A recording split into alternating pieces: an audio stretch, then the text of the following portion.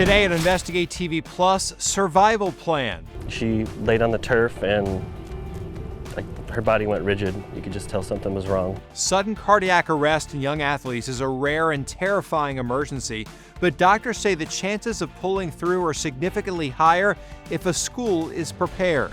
It could have been so different if my coaches didn't know what they were doing. We take an in-depth look at efforts to improve survival rates, examine one state's law mandating a cardiac response plan in schools, and show how it helped save a teen's life. Then, easing the ache. I would push myself into a flare that would leave me in bed for a handful of days. Her experience is like so many others living with chronic pain, but there may be a way to alleviate the agony after other methods have failed. We provide insight into what some call a promising alternative treatment and a solution to help manage this debilitating condition. And a way with words. We meet the players who could be 7 letters away from world bragging rights. In-depth stories that inform and inspire. You're watching Investigate TV Plus. Evan Tucker's life was almost cut short because of a life-altering heart condition. A Holy Cross player collapsed minutes after the final buzzer at Kennedy Memorial High School. One Aiken County high schooler, his life was saved after he went into cardiac arrest earlier this year. Young athletes, their hearts unexpectedly stopping, making headlines across the country. For parents, these stories can be worrisome, but if it does happen, a simple plan could mean the difference between life and death. I'm Lee Zurich. And I'm Tisha Powell. Every year in the U.S., sudden cardiac arrest, or SCA, claims the lives of 2,000 children and teens. SCA happens when the heart suddenly stops beating, usually because of ventricular fibrillation. That's when the heart loses electrical function because of rapid and irregular quivering. Without treatment, the condition is fatal within minutes. The American Heart Association says whether in a classroom or a playing field, a cardiac emergency response plan enables educators and students to quickly and correctly respond. Reporter Ann Emmerich takes an in-depth look at a Michigan state law requiring schools prepare for a heart emergency, why there's no oversight of the mandate, and how it's already saved a life. I need you guys to start heading for the high school. Rescue is on scene. They have CPR in progress for a student. A high school track team practice ends with a 14-year-old girl in cardiac arrest. Kids fall down after the races, sometimes catch their breath, they lay on the ground. But she laid on the turf and her body went rigid. You could just tell something was wrong. Within seconds, Coach Andrew DeHaan was by her side. After speaking with 911,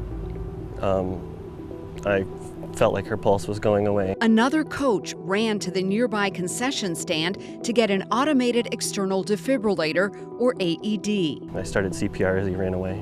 We had to use the AED. For Coach DeHaan, who just happens to be a nurse, a routine procedure on the job became a reminder why it's critical for schools to have a cardiac emergency response plan. It's the first time I've had to do it outside the hospital, I must say, and on a 14-year-old athlete. It was definitely a shock to get all that started, but in the moment, you do what you have to do. It's probably yours and you forgot about it. Now, 6 months later, Alyssa Atkinson has a defibrillator implanted in her chest, and she's recently been given the clear to resume athletic activities. It could have been so different if my coaches didn't know what they were doing. Still to this day, I have no idea why this happened to her. We've had everything from MRIs, scans, EKGs, echoes, blood work, and they still cannot find a reason why this happened to her. Less than a year before that moment, Governor Gretchen Whitmer joined the NFL's Damar Hamlin to sign a new law requiring every public school to have a cardiac emergency plan. It followed Hamlin's on-field cardiac arrest. Democrat John Fitzgerald was one of the lawmakers behind it. What we really find is that this is something that schools have been preparing for decades. They've acquired the AED, they've acquired the knowledge, but to then actually put that in one place in a cardiac emergency response plan, to train for that, to be familiar with what will happen in that event, that may not be as formalized. However, just because it's not on paper doesn't mean districts are not ready. Michigan Center Schools Superintendent Brady Cook says he's glad the state is forcing every district to have a plan. Based on some personal incidents and things I've witnessed, it's always been near and dear to me, but now we do appreciate that there is a law in place that will, for lack of a better term, force us to have these conversations. For Cook, those conversations are personal. He survived cardiac arrest in 2019 and again in January of 2025. The second time was caught on a school gym surveillance camera. Cook, in the yellow shirt, leans over to catch his breath, then collapses.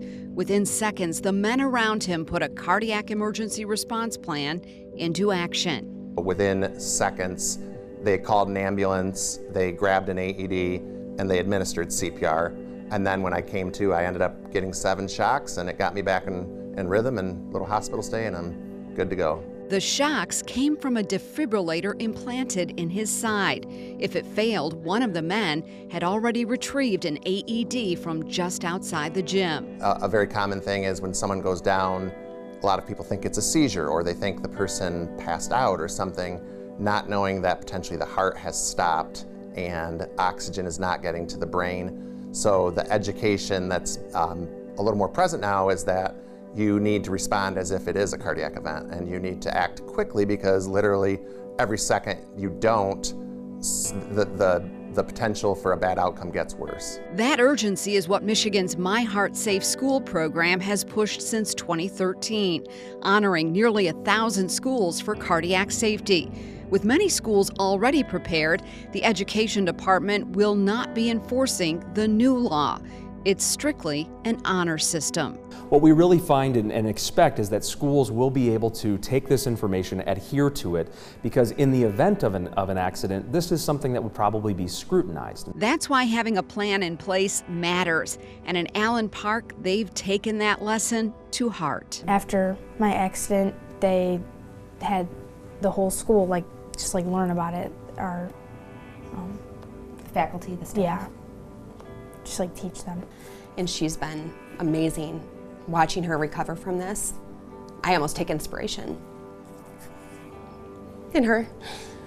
I'm just so thankful. I'm very, very thankful.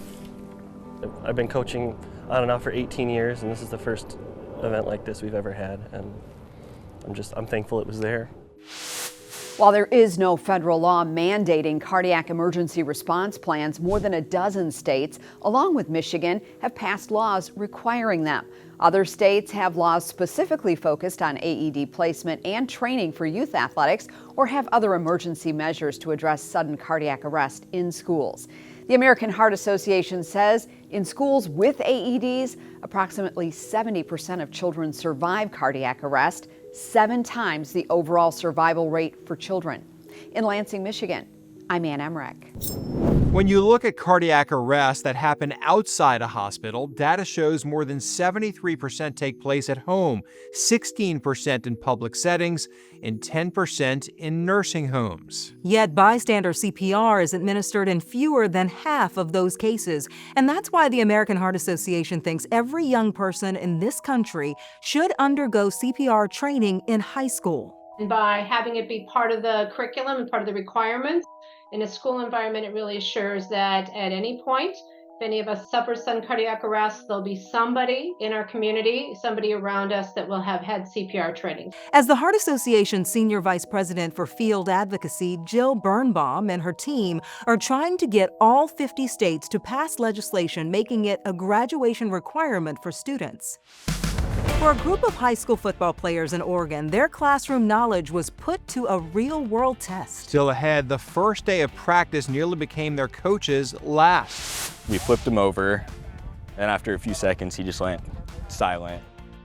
And that's about when Brady ran off to grab the AED. We show you how split-second decision-making and training helped these players go on the defense. But first, people living with debilitating pain may have an alternative to taking pills or opioids.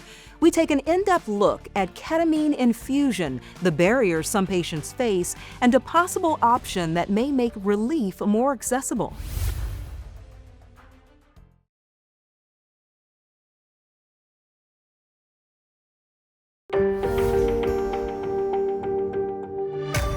It's an epidemic hidden behind closed doors and the faces of those who suffer in silence. We're talking about chronic pain, a condition afflicting more than 50 million Americans. Examples of chronic pain are back pain, arthritis, and headaches, including migraines. Many times it's described as aching, burning, shooting, or throbbing. For patients who could not get relief from other pain management methods, some in the medical community tout ketamine infusion as a possible solution because ketamine slows down pain-sensing nerves that send messages to the brain. Reporter Aaron Sullivan examines the benefits and challenges and speaks with a mother in Nebraska who says the treatment helped get her life back. Easy peasy, right? Before, I would wake up in pain and live life in pain, and I'd only have so much in me I could give a day until I would push myself into a flare that would leave me in bed for a handful of days. In 2020, doctors found a tumor on Eleanor Cook's cervical spine. And it had eroded away and condensed my spinal cord over 60%. Following neck fusion surgery, she had to relearn to walk and use her left arm. After all that, she still had debilitating pain. Couldn't get a hold of or grasp on how to manage my pain in a way that felt safe or effective. Opioid pain therapy didn't feel like a good long-term solution, and other alternative pain management areas were not working. In 2023, she found a treatment that took her life from black and white to... It's every color. Sometimes I feel like I'm seeing colors that don't actually exist. It's very crazy. Cook gets IV ketamine infusions at Mind and Body Wellness Center. Put simply, the off-label treatment is said to help the brain process thoughts and emotions more effectively. When you go through ketamine, and when I went through ketamine, I had a perspective that I had never been able to force myself into, to see it for what it is and understand that that's part of the experience of why we're here. And it didn't feel like my pain was as daunting. During the sessions, which last about an hour, patients experience dissociation. You're not fully aware of your physical body, and you're kind of just hanging out in your own head for a while. After 6 treatments in 1 month, I was pain-free for 3 months. I had minor flares every once in a while, but they weren't long-lasting, and they weren't very common or close together. However, affording maintenance infusions about every few months for Cook proved a challenge. Infusions cost $400 to $500 per session and are not covered by insurance. Dr. Steven Salzbrenner at Nebraska Medicine says the high price keeps more people from having access to it. But it's pretty widely accepted in the scientific community that it's effective, and so it's offered. Now, it's not often covered by insurance because it's not approved. If it was FDA approved for depression, then insurance might cover it as a treatment. But since it's not, it's kind of just done out of pocket a lot of times. For the last few years, Salzbrenner has offered an alternative treatment that is FDA approved and accepted by insurance for depression: S-ketamine. S-ketamine is chemically related to ketamine but has a distinct chemical makeup. It's a nasal spray. And Salzbrenner says patients usually notice a difference the same day. It can happen within hours. It's really pretty remarkable because a lot of the traditional antidepressants we have take 6 weeks, 8 weeks, before you really know if it's gonna help. Salzbrenner adds it's essential to couple the treatment with talk therapy. Therapy is really indispensable. You can't replicate that with a medicine. It's a sentiment Cook echoes. I have a psychiatrist and a talk therapist, so I'm no longer taking any antidepressive medications, if my word counts for anything, as somebody who could barely get out of bed 2 years ago. I say try it. Still ahead, a special teams play. I've coached college, I've coached the state championship team in California. I've never seen kids respond like that. It wasn't a touchdown that made a high school football coach proud. We show you how his players huddled up for a life-saving response. Then later, sometimes it comes down to how you sell it. Tortellino, which is like one tortellini. We take you to a world championship where one letter makes a difference. Our in-depth coverage continues. You can get connected to Investigate TV Plus on all social media platforms.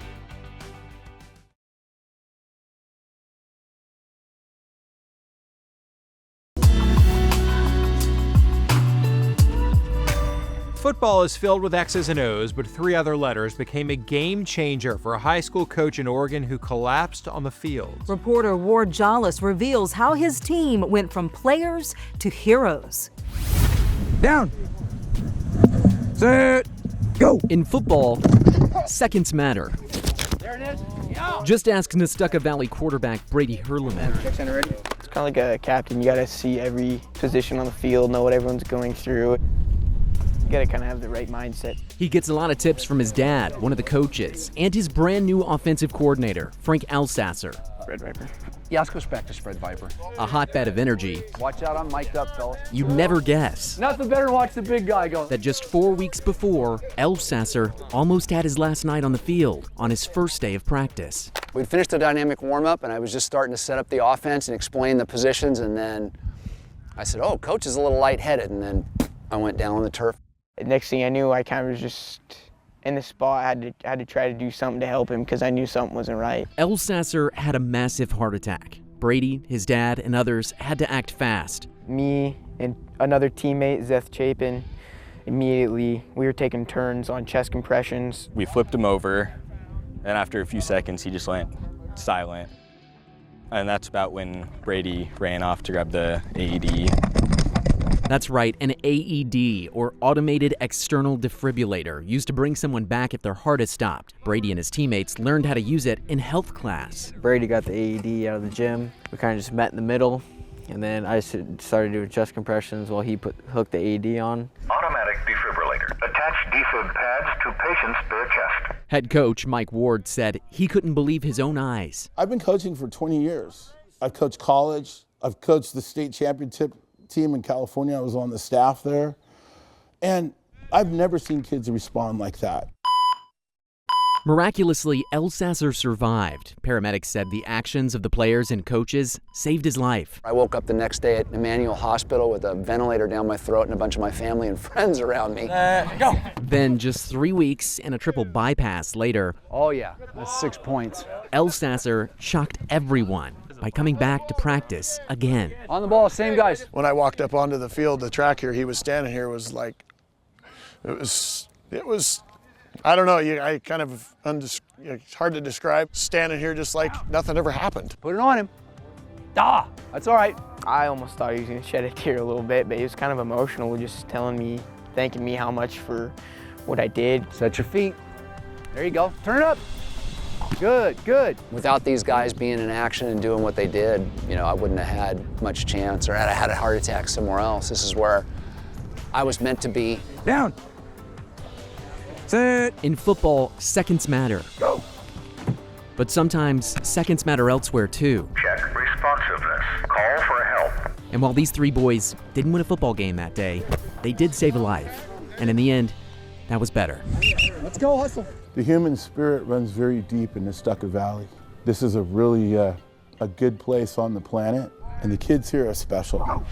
Those kids are heroes, and really it needs to be taught in every school. Look at how much of a difference it makes there. Absolutely. And they are a team on the field, and they came together as a team to save someone's life. They did. It's amazing. Incredible. All right, you can go to the American Red Cross website at redcross.org or American Heart Association's website at heart.org to find a CPR training course near you. Go to InvestigateTV.com and type cardiac arrest in the search bar to learn more about AEDs and CPR. Up next, a real tile turner. We go to a tournament where words can earn players MONEY.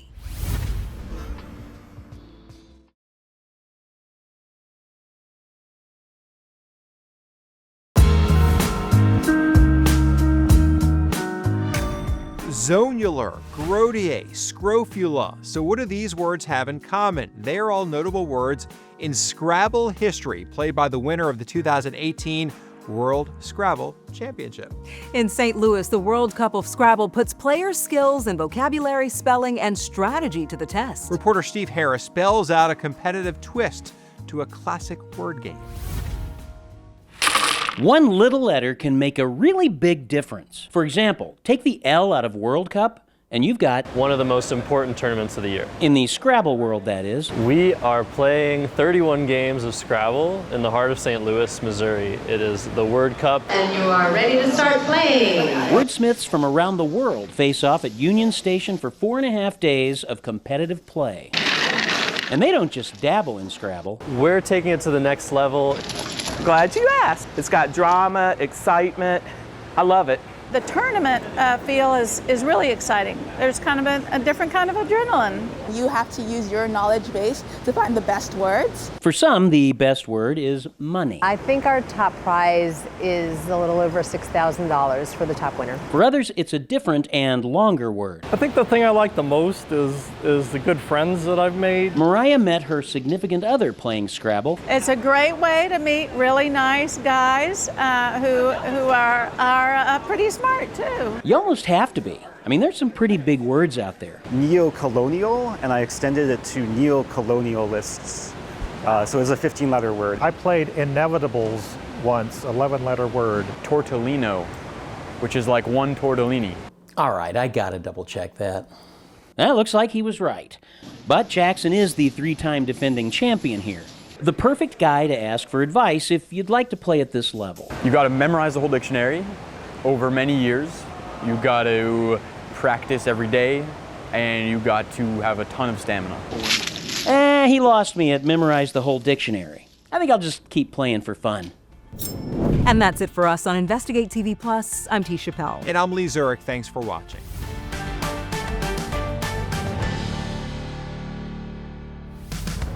On the next Investigate TV Plus, a massage should be a relaxing experience, but in some cases, a healing session turns into a crime that violates trust and well-being. He was massaging my leg. He was coming up very high on my thigh, which is unusual. We investigate sexual abuse in the massage industry and sit down with a survivor who shares her experience in hopes of warning others.